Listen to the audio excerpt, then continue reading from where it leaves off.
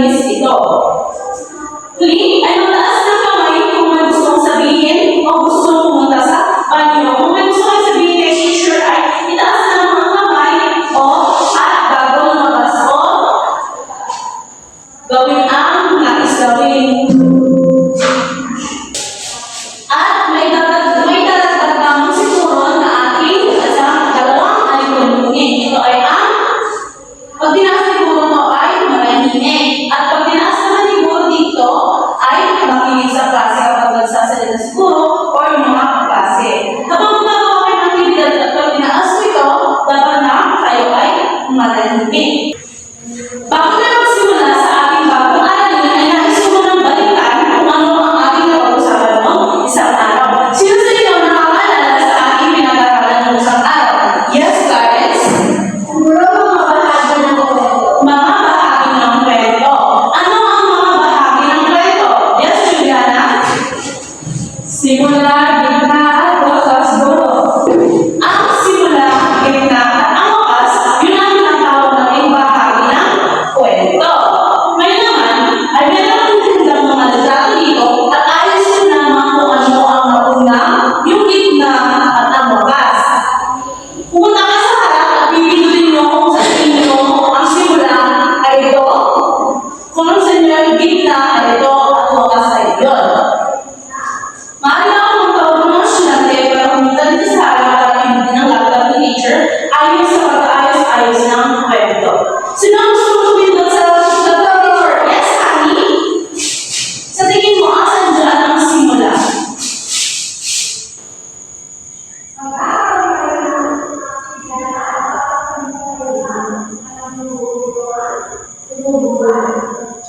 Tama! Maraming salamat, honey. Ang una, or ang simula ng kwento ay ang pinindot ni honey. Ito ang simula ng kwento. Ang kwento pala na ito ay ang kwento ng langgam at ang tipakulo. Narinig niyo na ba ang kwentong iwan? Ay, nag-aaral ba kayo ng gulo doon? Maaari ba i-share kay teacher kung ano yung pag-aaral na ng gulo mo, Jade? Teacher, wag maging tama. Huwag maging tamad. Tama. Bakit? Bakit ba kailangan natin huwag maging tamad? Kasi kung kagaya ni Paolo, tamad po siya. Tapos, pagdating ko ng naglamig, dahil sa katamaan niya, wala siya makain. Okay. Sa tingin niyo ba pagiging matamad ay dapat natin tularan? Hindi po. Hindi. Maraming salamat. Ikalawa, nakukuha na natin kung ano yung mga bahagi ng kwento. Yes, Jane. Sa tingin mo, asan dito ang gitna? Tama ba? Tama. Ang pinindot ni Jane sa litrato, yun ang gitna ng kwento. Na kung saan, makikita dito si langgam at si tipaklong na nilalamig sa labas dahil hindi siya nag-ipon ng kanyang pagkain dahil tinamad siya. At kamuli naman ay halata na ito ang wakas. Ang wakas ng kwento ay ito. Ang wakas ng kwento na yan ay na-realize ni Tipaklong na kailangan niya palang mag-ipon ng mga pagkain dahil sa talamig wala siyang kakainin. Kayo ba? Nagiging handa na ba? Nakakita na ba kayo para sa inyong kinabukasan? Paano ba kayo nakahanda? Yes, Juliana? Sa pag-aaral ng mabuti. Sa pag-aaral ng mabuti. Ano ba? Yes, Jay? Sa pagsunod sa utos o dini ng mga magulang. Tama ang kausunod sa mga utos mo. Ikaw, Han, may pagkakanda ka bang ginagawa para maging magandang iyong pagsubasan? Oo, Ano yun? katulad din na kanilang sinabi ay mag-aaral ako ng mabuti para kapag nag-aaral ako ng mabuti, meron akong magandang kinabukasan. At pangalawa ay makinig sa mga sinasabi ng mga ating mga magulang para yung sinasabi nila ay ito ay ng mabuti sa atin. Kung gusto mo mag-aral ng mabuti, pagtutong mo ng kolehiyo, anong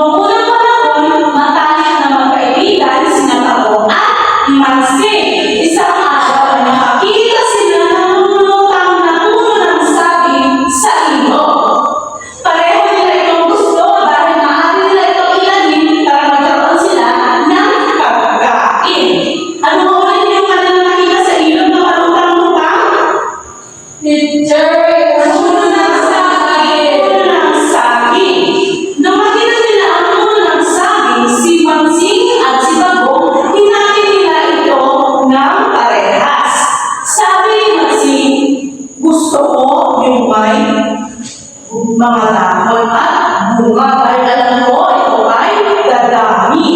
Kaya kinuha niya ang mataas na parte ng kahoy.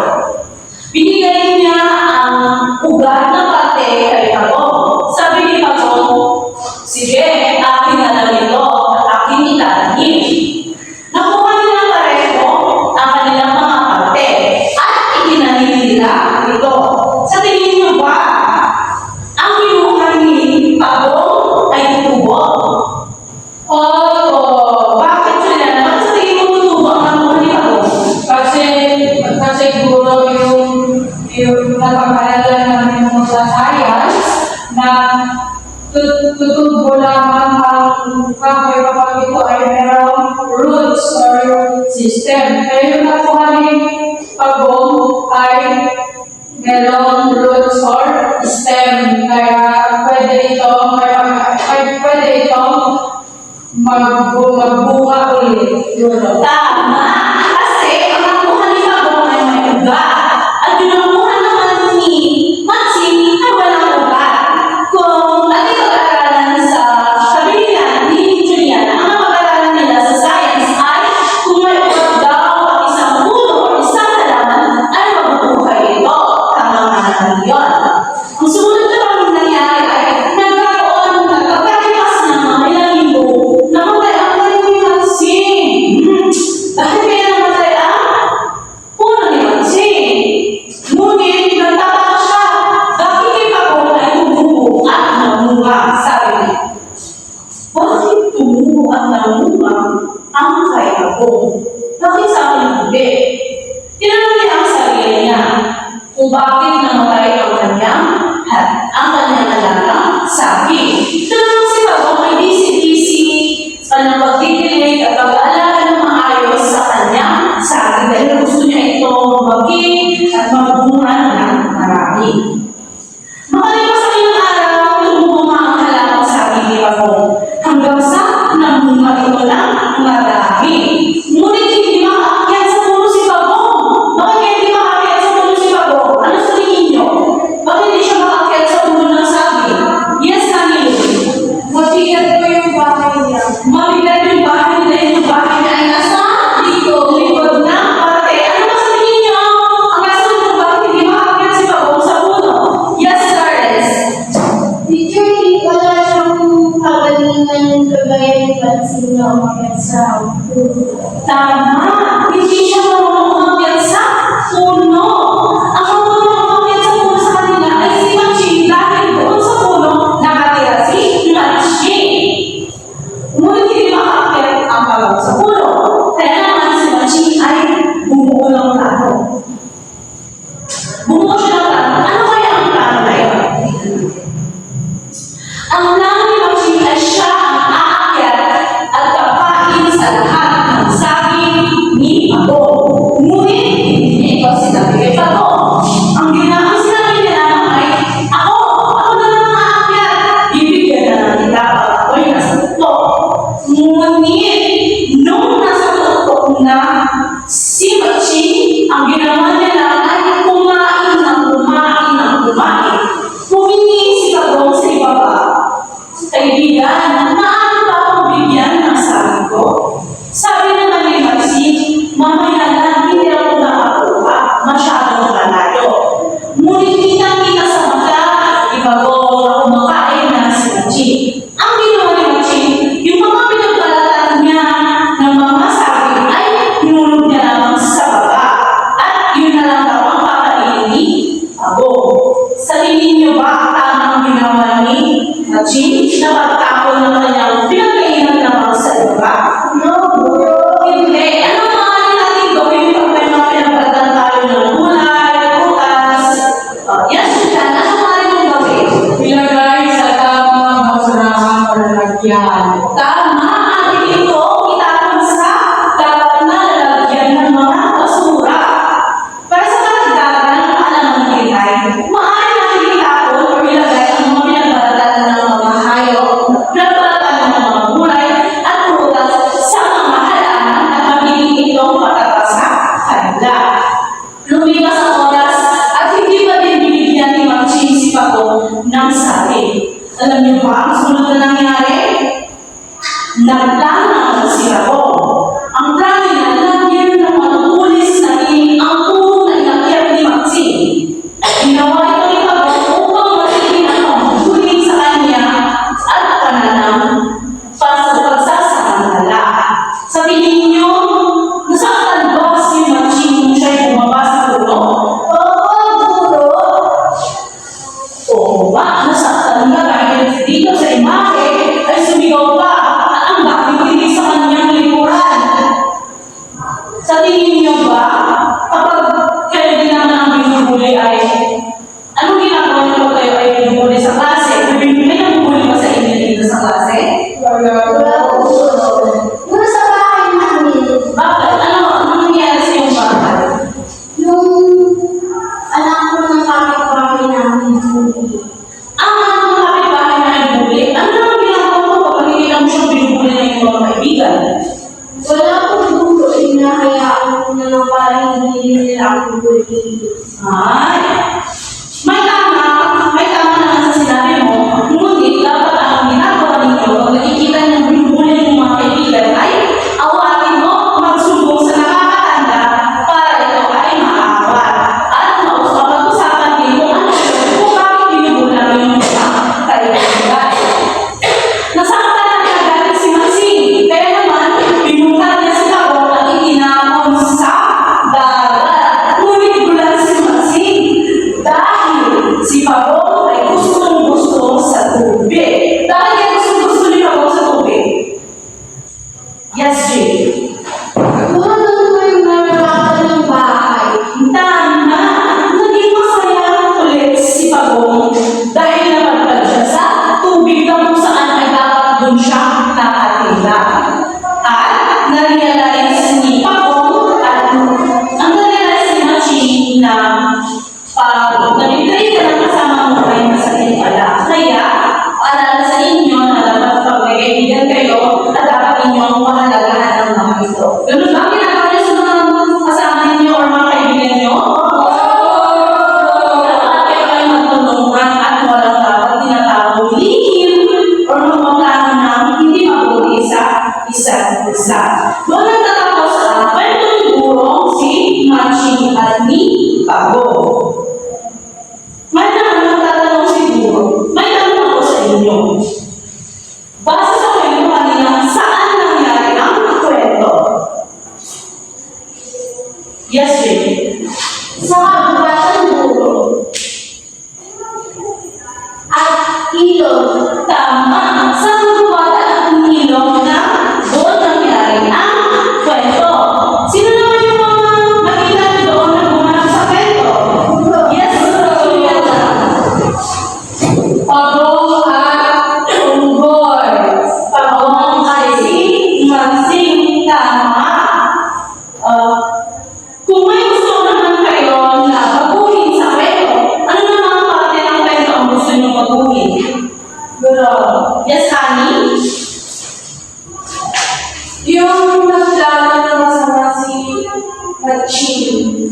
Nagplano, kung ikaw mag-revise ng kwento, ano gusto mong ipalibig sa parte na yun? Dapat hindi naman ni Machine. Dapat hindi ginawa ni Machine dahil hindi yun ay Hindi at masama yun. masama yun. Maraming salamat, Honey.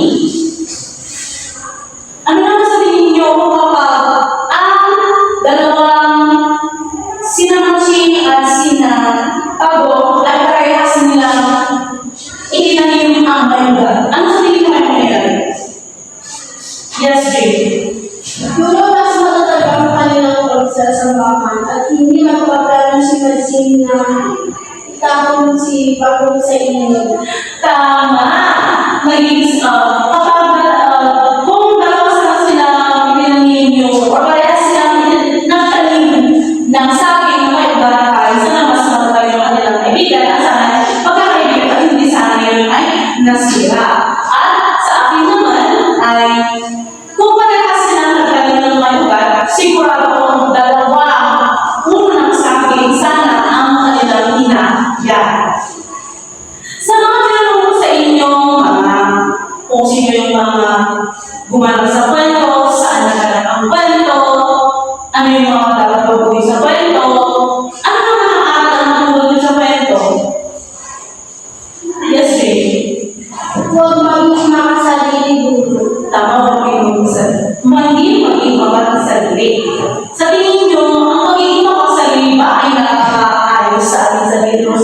kaibigan? Hindi po.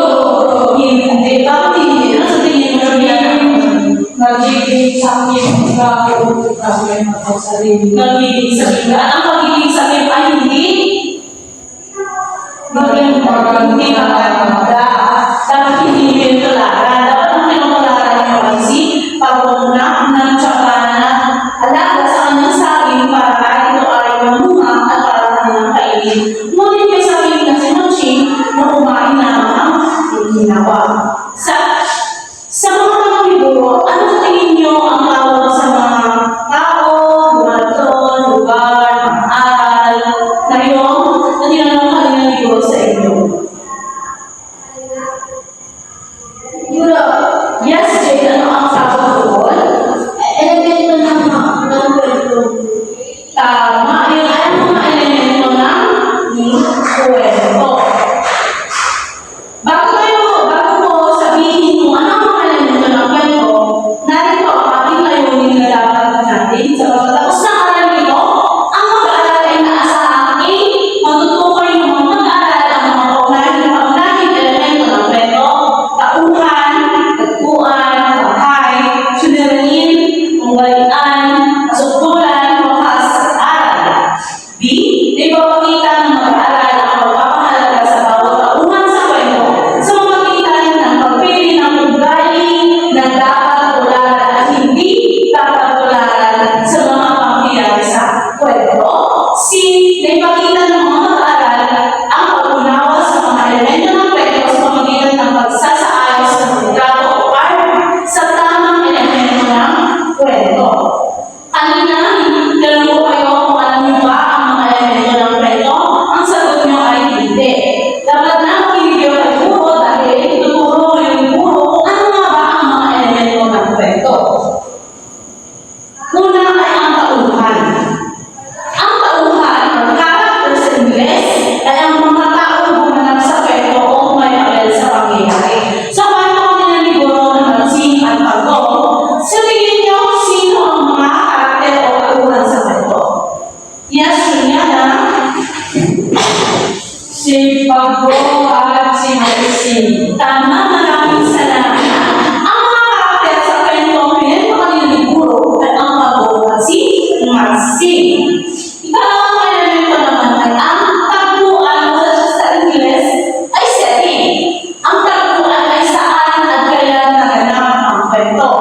Kanina sa kwento ni Guro, naganap ang kwento ni Matsing at ni Pagong sa kanina sinagot ni Jane ay kagumpatan at ilog. Tama ba? Ikatlong elemento ay ang banghay or plot sa Ingles. Sunod na tawag itong plot sa Ingles at tumutukoy sa sunod-sunod na pangyayari sa kwento, simula, gitna, at bukas. Ang simula ng kwento ay may dalawang magkaibigang at si Pagong. Ang gitna naman ay nakakita sila ng mga puno ng saging na kanila dapat na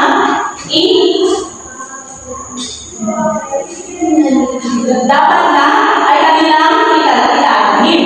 At ang wakas naman ay nagtanos naman si Pagong na lagyan ng tingin yung mga puno ng saging upang magkaroon ng protection sana si Matsing.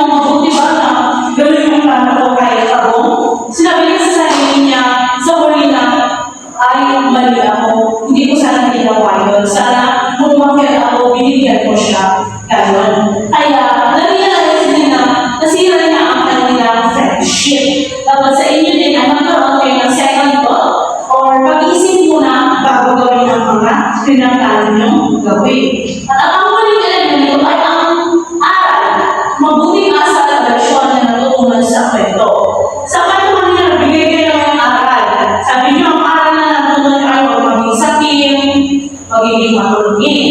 Ang mga ugaling pagiging sakim ay hindi dapat natin tinutularan. Yung mga negatibo, mga kawalian ay hindi dapat natin itong pinutularan. Kundi ang dapat natin tinutularan ay ang mga positibo, kaya magiging matulungin, magiging masipag, pag-aaral ng mabuti, nang sa kaluwas ay mabigyan ang ating character o magiging isang mabuting tao.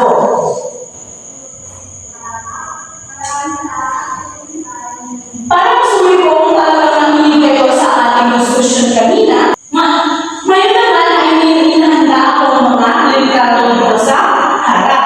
Ang iyong gagawin ay itatapat niyo ang mga litrato ito kung saan dapat na nakabagay sa mga elemento.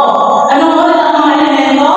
Tauhan, taguan, kamay, spiramin, tugalian, kasubulan, wakas, akal. Ngayon, ihagaling ko ang mga litrato na bumubuo sa kwento ni Lamucci at ni Pagong. Nais ko pumunta dito sa harap ang mga voluntaryo at kanilang bibigyan dito sa inyong sa libro. Char. Ang iyong gagawin ay kukunin ang mga litrato na tumutukoy sa mga elemento ng kwento na tinuro kanila ni teacher. Ang iyong gagawin lang ay kukunin, mamimili kayo dun sa mga picture na ninanda ni teacher at ilapat kung saan elemento ba ito bagay. Sino gusto ang unang mag-try? Kung asan ang una at hanggang wakas ba? Yes, Jay. Maaari mo sa harap at dito. Simula ng elemento. Sa elemento ang unang elemento ay taungan.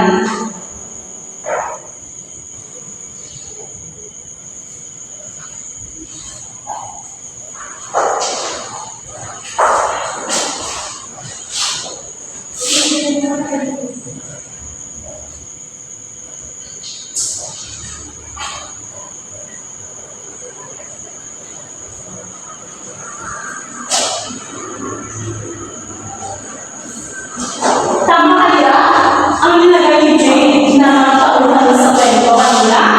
Tama, dahil ang tauhan sa kwento ng pag-matsing at Pagong ay ang matsing din ang Pagong.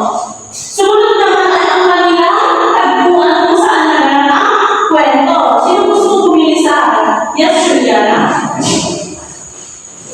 Piliin mo dito sa litrato kung saan ang Pagong.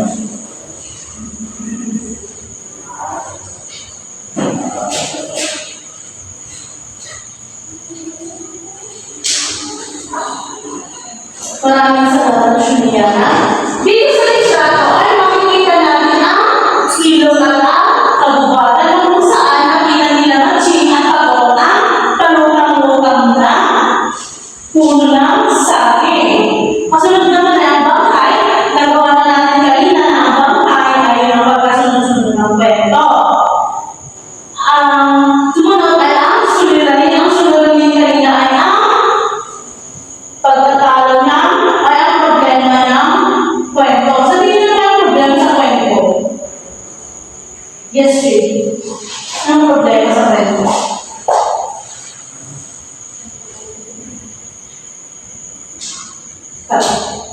Ano problema? Wow! Hindi makaakyat si Pagong. Pwede. Magaling kayo na alam yung problema ni kwento na ano tumubugay mula ni ko. Hindi yan ito. Sorry lang. Kanina, nibigay niya ang bangkay o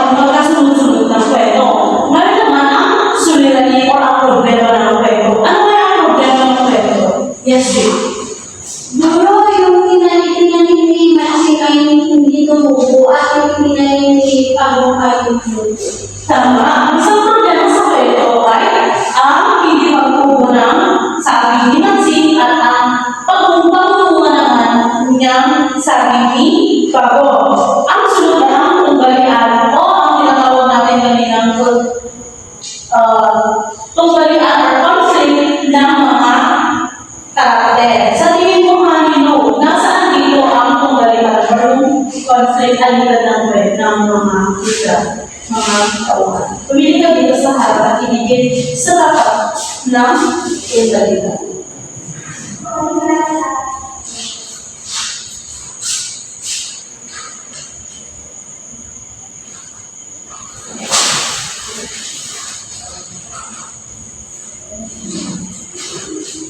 Maraming salamat sa inyo.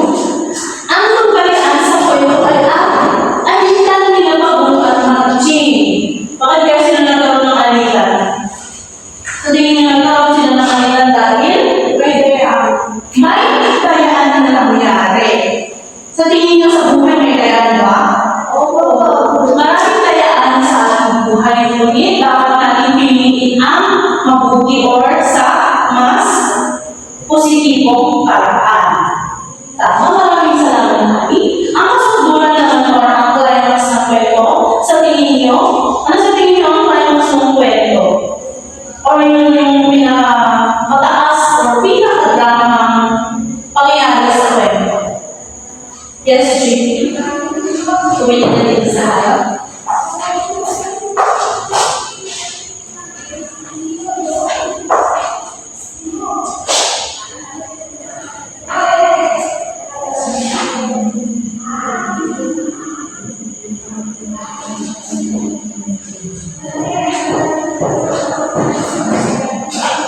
Tama.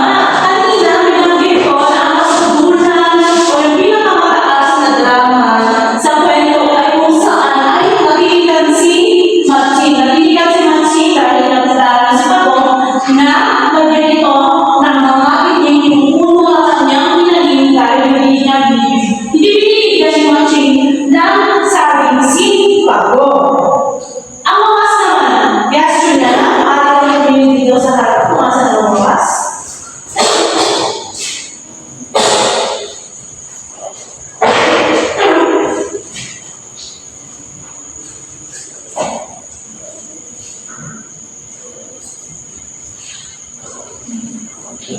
Tama.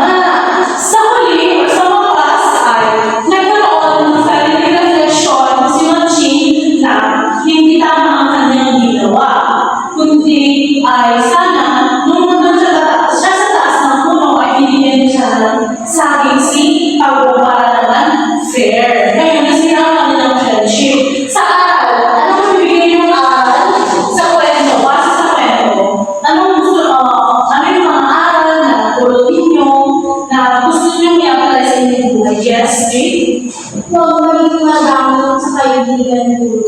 Huwag maging matakot sa kaibigan. Paano mo ipapakita ang hindi magiging maramot sa inyong kaibigan?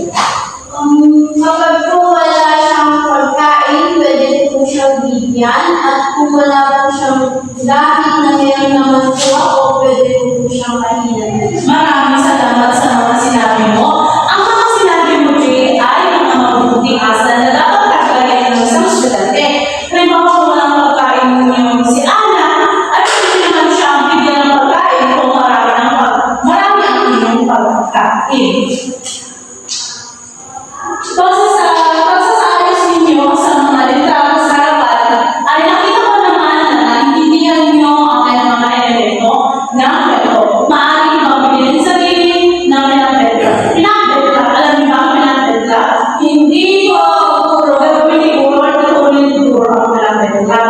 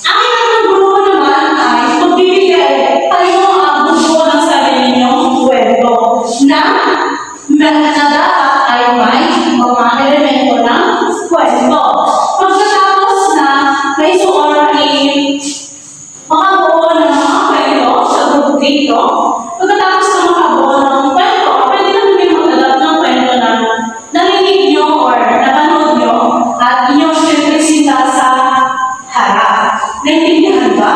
Opo, guro. Maaari niyong simulan ang inyong mga kapatid. Bago nyo pala simulan ito, ay narito ang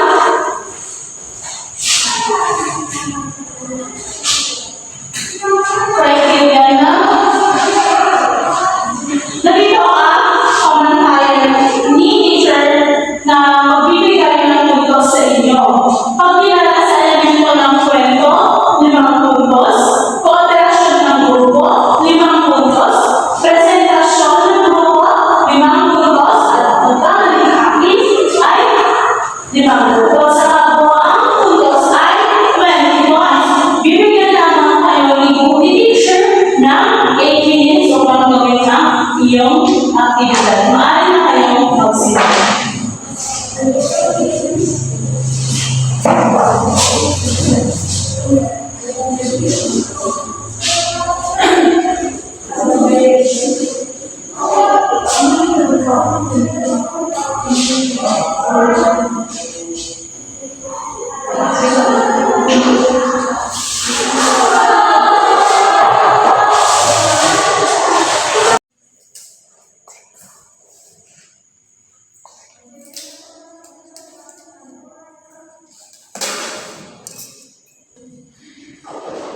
Tapos niya yung mga makakatang gawain.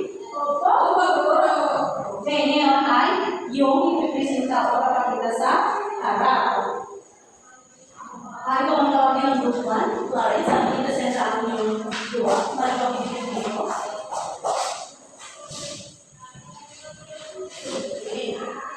Guro, ang aming kwento ay ang uhaw na uwak. Ang tauhan ay ang uwak at ang dalakasbi. Ang tagpuan ay sa disyerto. Ang banghan ay mayroong isang uwak na uhaw sa disyerto. At may nakita siyang pinsel. Pero hindi siya makainom ng tubig dahil hindi niya maabot ng tubig sa pinsel. At may madinat ay bigang kalapati. At sinabi ng kalapati na lagyan ng uwak ang pinsel ng bato. At sinunod naman ng uwak at nakainom na ang uwak ng tubig. Ang sinarin, ang uwak ay uhaw na uhaw dahil sa init ng tubig. At ang kumalian, hindi maabot ng uwak ang tubig sa pinsel. At ang kasatulan, nilagyan ng uwak ng bato ang pinsel para siya ay makainom. At ang mapa sa uwak ay nakainom na ng tubig. At ang aral na magpupulot sa kwento nito ay makinig sa iyong kaibigan o sa iyong pamilya dahil ang sinabi nila ay makakatulong at nakakabuti sa iyo. Maraming salamat.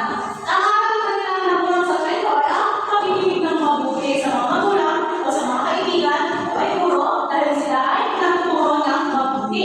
Ang magkilala sa mga elemento ay tama. Bibigyan mo sila ng 5 puntos dahil nakilala nila ang mga elemento ng kwento batay sa limit ng kwento.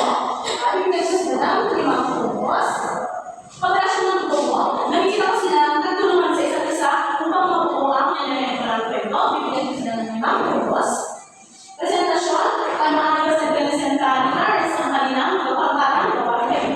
Bibigyan ko sila ng 5 puntos. At pagkamalikhain dahil naayos nila na maayos ang pagkasunod-sunod ng kwento at nagbigay pa sila ng aral. Yan, 5 puntos. Sa kabuuang puntos ay nakuha sila ng 20 puntos. Sa grupo naman, siya ang makakagawa presentasyon gawa.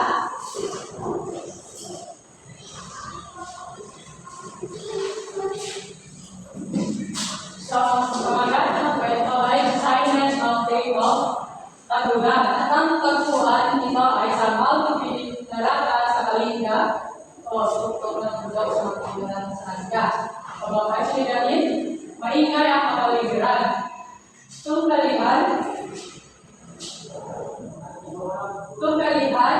napakaraming ibon at insekto kaya hindi niya marinig ang uuni ng kanyang aso. At ang kasukdulan, ang kasukdulan kaya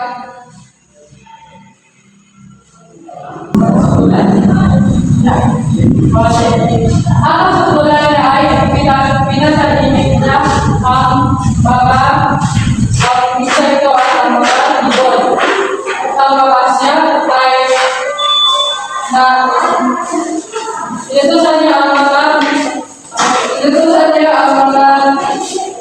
upang malutasan ang problema. Inutusan niya pagbuyan ng lahat ng ibon at insekto na nalibig. At ang alat nito ay Ano ang sabihin ko ang aral ng po?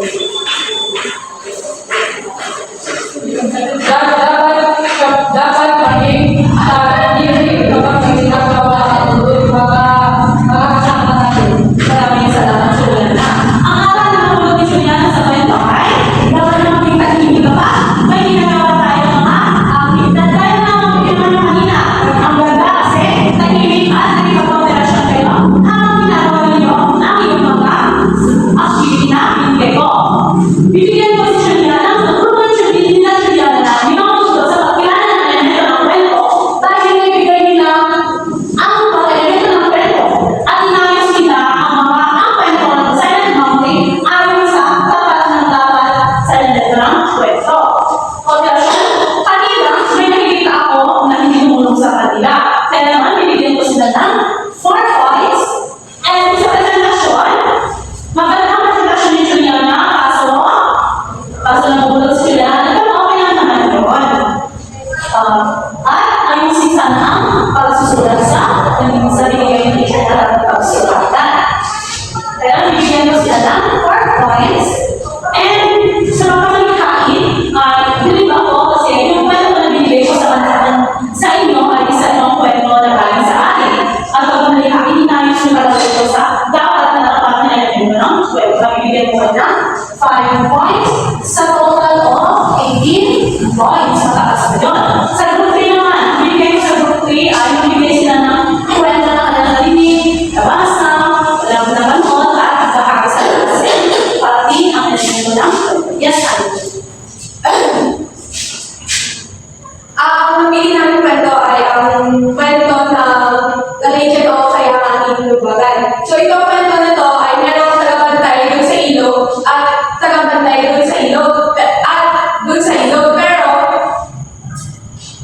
may tagabantay dun sa ilog at merong taga-linas na pumunta dun sa ilog para maghugas ng pinggan. Kung nakita niya si Tungaw na tagabantay dun sa ilog ay hinusgahan niya ito na siya ay isang masamang tao at magnanakaw. Kasi habang nagbubugas ng tagalitas ay may nawawala siyang gamit. Pero hindi niya namalayan, nahulog pala yung gamit niya papunta dun sa ilog. At yung tagalitas ay pupunta dun sa kanilang baryo. At binalitan na merong masamang tao na merong masamang tao dun sa ilog. At yung mga tao, pinaliwanaan nila si Linas na meron talaga masamang tao.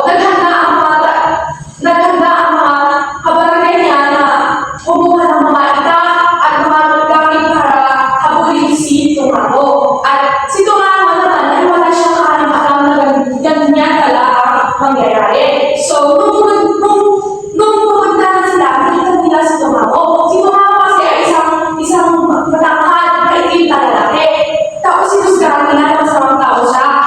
Hinabol nila si Tungaw hanggang sa ilog ng Cebu River. At nung nahabol nila si Tungaw at pinatay nila si Tungaw. Pinatay nila si Tungaw na inosente na tao.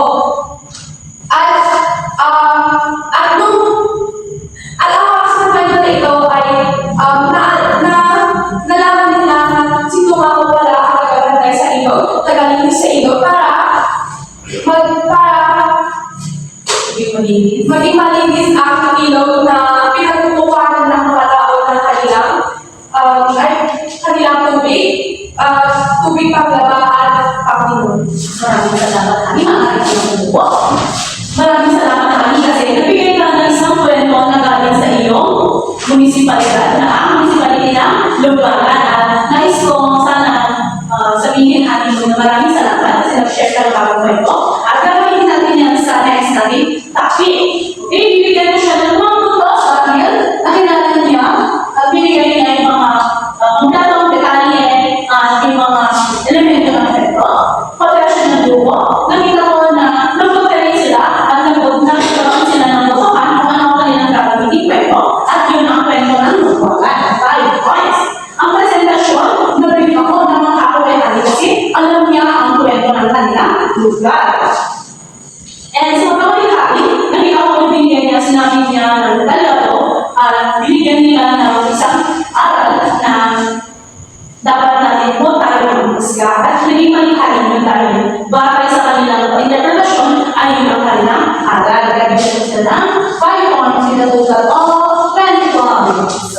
Maaari bang bigyan mo siya ng pinagdaglaw yung sarili? 1, 2, 3, go! Maaari na kayong grupo. Nakita ko dito sa inyong pangkaragawain na naiintindihan nyo kung ano ang mga walong elemento ng kwento. Ngayon ay, natapos nyo namin pangkaragawain, may tanong naman ako sa inyo. Paano ko ihakambing ang iyong sarili sa mga kwento sa tauhan? Ay ang tauhan sa kwento. Kung gagawa ka lang ng isang kwento, ano ang gusto mong, sino ka sa kwento, ano yung karakter mo sa kwento? Kung gagawa ka ng sarili. Yes, okay.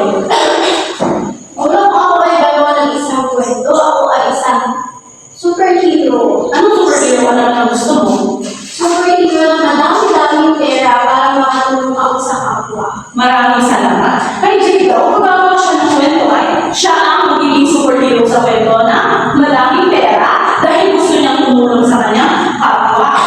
Ang magiging matulungin ay isang dapat natanggalin ng isang tao dahil kung alam niyo yung salita, kung ano ang ginawa niyo ay babalik sa inyo, dahil kung tinulungan niyo isang tao at pag kayo naman ang nangailangan, ay tutulungan nila ito.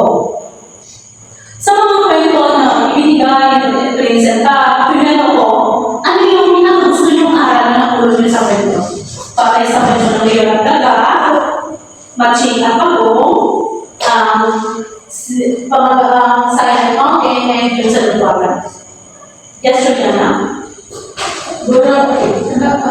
Anong aral yung pinakagusto mo doon na Doon sa kwento nila ng Jim at Pamo. anong aral ang anong aral ang gusto mo doon at paano siya magagamit sa iyong pangalaman mo? Yung po, huwag maging sakit, huwag maging makasarili. Kapag ikaw kasi ay maging sakit sa iba, kung ba maging makasarili, ay darating at darating ang panahon na ikaw ay makakarma. Makakarma. Maraming salamat sa pag-share. Kapalitan mo ay, paano naman may papakita sa ang araw-araw na buhay ninyo na ang mga aral ay dapat na nagawin? Or ano yung mga aral na maaari mong makuha at may apply ninyo sa aking buhay? Amin ko, may mga aral na natulog sa mga kwentong ikineto at pinensin sa kanila. Pero anong aral na natulog mo at paano ito magagamit sa buhay? Patuloy na kami sinabi ng hinusgahan at hinusga base sa itsura ng isang tao. Kasi kahit kung huwag kang mag-husga base sa itsura ng isang tao kasi hindi mo alam ang tunay na ugali ng isang tao. Pangit na yung ang labas ng anyo ng isang tao, pero maganda naman ang loob na pardon. Tama. Ang sinabi ni Hantay, huwag tayong mamusga sa nakikita natin sa palabas na ano or sa English ay don't judge the book by its cover. Kasi pagmamari natin, yung sa kalooban niya ay mabuti siyang tao. Ngayon ay mayroon talaga siguro. At ito ang tinawag natin cabbage relay. May replace ng guro at may replace si guro ng music at iyong pagkasasasahan ang cabbage na ito at ang cabbage na ito ay naman nakahandang tanong. Alam niyo ba ang cabbage? Oo. Pinatayo ba ito? Pinatayo ba ito? Ano po ng cabbage ang gusto niyo? Sinasahog sa nilaga. Nilalagay sa nilaga. Maraming salamat na. Bibigay ko ito at kung sino ang huling nakahawak ng papel na ito, pag huminto yung music ay hahatak siya ng isang leaf or stem, dahon ng cabbage. At babasahin niya ang mga nakakandang tanong at sasagutin dito.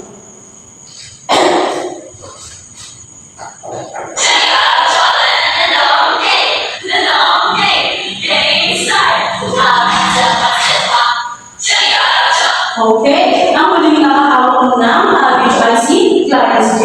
Maaari ka nang bumuot ng isang dahon ng cabbage at basahin at sagutin ang tanong. Ano ang tawag sa laban na naranasan ng tauhan sa kwento? Puro tunggalian. Maraming salamat. Ang tawag sa labanan o alitan na naranasan ng mga tauhan sa kwento ay tinatawag na Tunggalian. tunggalian. Tama. Maraming salamat.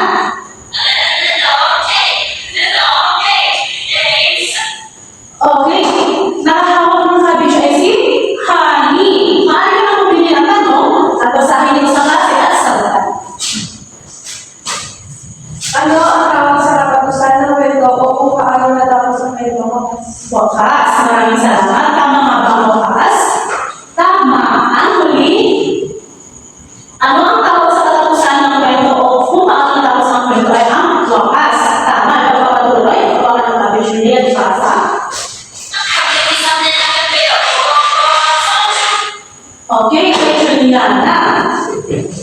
Pumili natin yung tanong. Basahin mo sa kwento. Ay sa klase. Ano ang tawag sa lugar o oras kung saan nagaganap ang kwento? Pagpuan, guro. Ano ang tawag sa lugar kung saan nangyayari ang kwento ay Pagpuan. pagbuuan. Tama. Maraming salamat. Nakita ko na naiintindihan niyo talaga ang ating diskusyon o ang ating bagong aralin sa araw na ito. Ngayon ay gumagawa tayo sa pag-isahang gawain.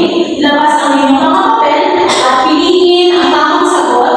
Bilugan lang ang titik ng tamang sagot sa iyong mga sagot ng papel. Kopyahin at bilugan ang mga letra ng tamang sagot. Tapos na ba? Opo, guro.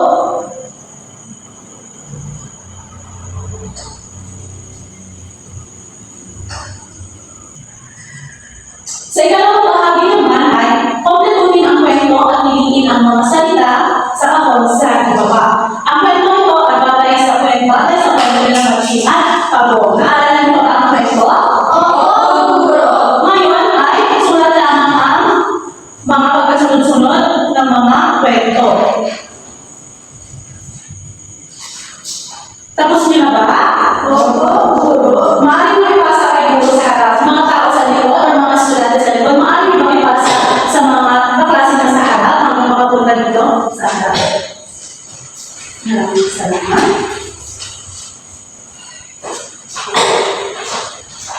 Ngayon ay magbibigay ako ng isang tagbang aralin. Pumili ng paborito mong tauhan mula sa kwento na napanood, narinig o nabasa. Iguhin ito sa papel at isulat ang pangalan. Magbigay ng complete description tungkol sa tauhan, sino siya at ang kanyang karamihan. Halimbawa, binuwi ko si SpongeBob. Ilagay ang pangalan at ng complete description. Si SpongeBob ay isang masayahin at mabait na karakter na laging may positibong pananaw sa buhay. Siya ay nasikap sa kanyang trabaho bilang tagapito sa prasikap at kilala sa pagiging palakaibigan at pagmatunungin, lalo na sa kanyang mga kaibigan sina Patrick at Sandy. Kopyahin ito, ilagay ito sa iyong takdang aralin nyo, bukas sa iyong notebook at ipasa niyo ito bukas. Kopyahin ito. Pagkatapos